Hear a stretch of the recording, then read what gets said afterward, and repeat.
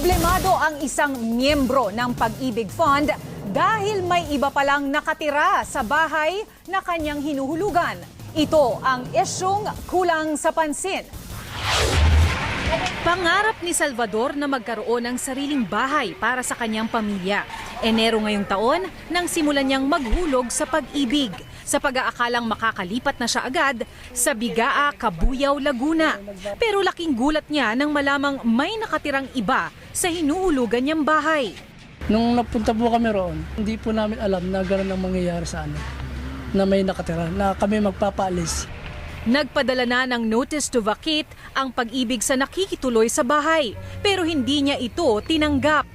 Sabi nila, kung kayo sir, pag magrereklamo kayo, lalabanan daw nila kami. Malaking abala po. Giit ng Pag-ibig, walang titulo ang kasalukuyang nakikituloy sa bahay. Aminado rin silang hindi bago ang mga ganitong kaso na may titira sa bakanteng bahay bago i-turn over sa buyer.